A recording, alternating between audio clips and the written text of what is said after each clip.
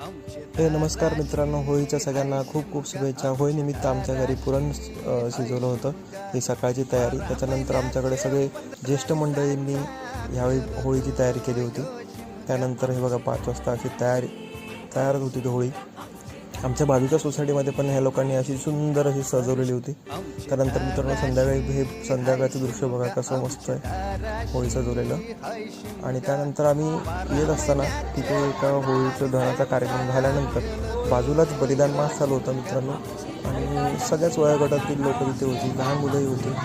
तर मला विशेष वाटलं की बलिदान मास आज त्यांनाही कळलं.